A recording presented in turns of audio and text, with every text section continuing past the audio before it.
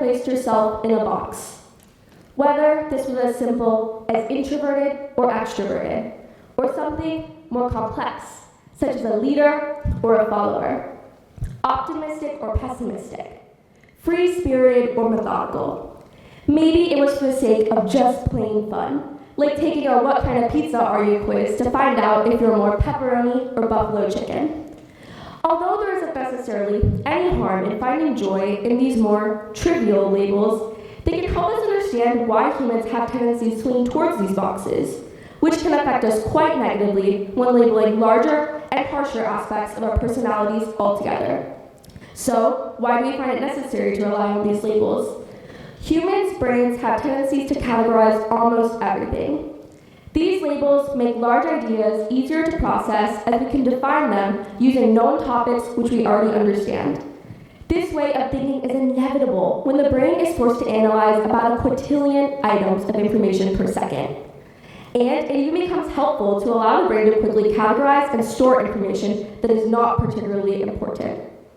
Where the system of labels becomes detrimental is when humans begin to label not only others around them, but also themselves.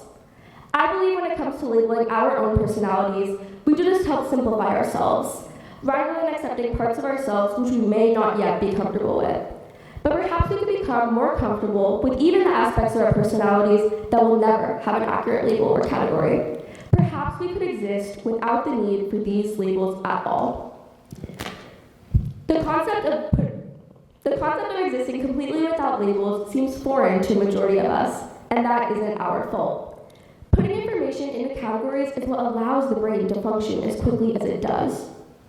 In just fractions of a second, sensory neurons alert the prefrontal cortex of a certain stimuli, and by recalling previous patterns, the brain is able to label it, based on examples of stimuli the brain has encountered before. There is nearly not enough time in a second to provide a complete and full review of an item, considering how many signals are sent to our brains in each moment of our lives. However, humans, including ourselves, are not the meaningless stimuli that the brain must encounter on a daily basis. Yet we still have tendencies to allow our minds to categorize them as meaninglessly as any other item we must analyze. It's most easy to see the negative effect these labels have when looking at how we allow our minds to categorize ourselves.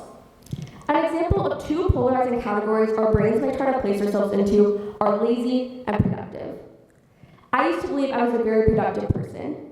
I study every single day for school, I keep my room very clean, and I'm always trying to volunteer in my community or pick up a new project. However, there were some days where all I wanted to do was sleep.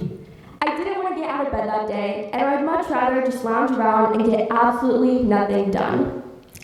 Every single time I wanted a day just for myself to rest and relax, I felt this sort of cognitive dissonance. Because to be a completely productive person means to be productive 100% of the time. So I would never allow myself a break. And I would work harder and harder to the point where I couldn't anymore. I realized I was no longer the productive person I had once believed myself to be. So naturally, I must just be a lazy person. And by placing that label upon myself, it didn't motivate me to be better, because I once was so much better. And I watched that version of myself crash and burn right before my eyes. But I realized deep down I still cared, and I was still willing to put in my maximum effort towards my passions, even if there were some days that I needed to allow myself a reset.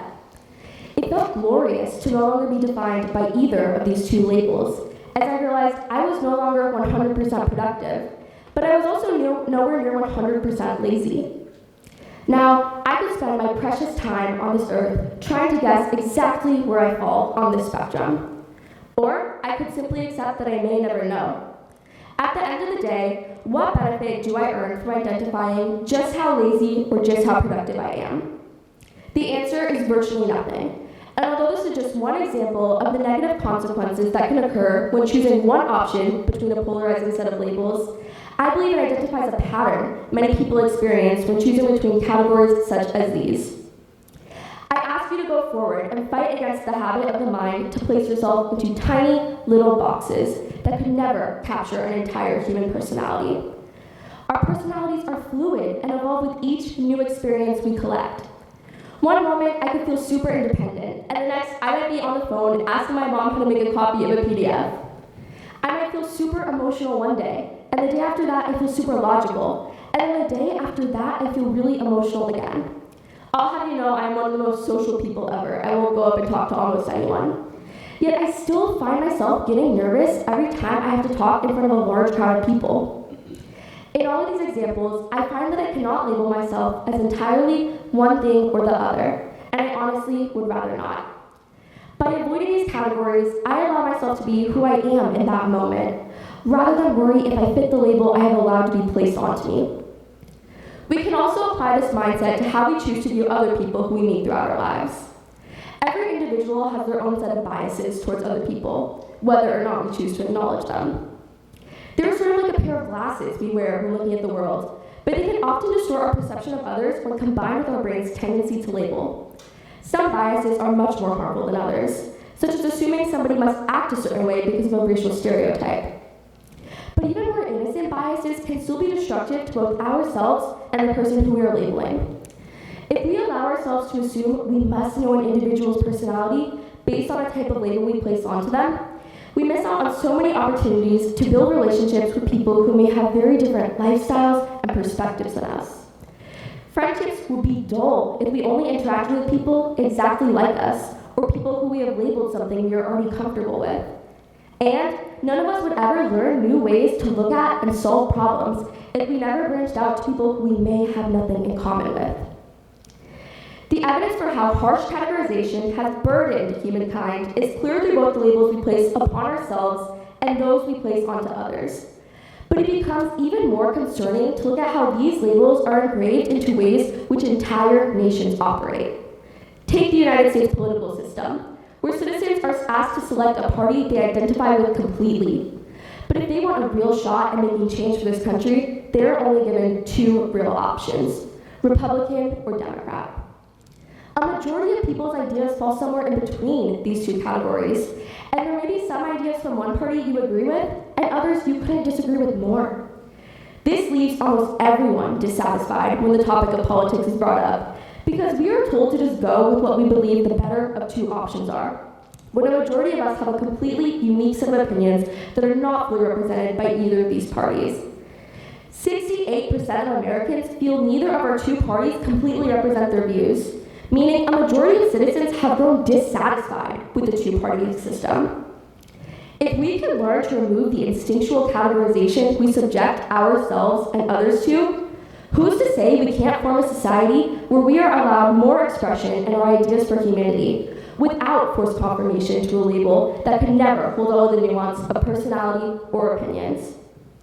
Humans are one of the most social creatures, so we must not only manage how to interact with each other without placing these labels upon the other person, but also learn how to not allow the other person to place these labels upon ourselves. We often enable this treatment when we immediately explain how we believe we are adventurous or cautious, beautiful or ugly, patient or intolerant. Because me and you could fit into every single box at some point. We can be everything and yet nothing all at the same time. Stick to being the person who you feel you are in that moment and become someone you are satisfied with. If you remain free of category, you have the opportunity to grow more into the person you are meant to be, rather than the type of individual you think you should be. Instead of spending a lifetime trying to figure out what kind of label you are, be the person that you are, even if that person will never have a label that fits them 100% of the time.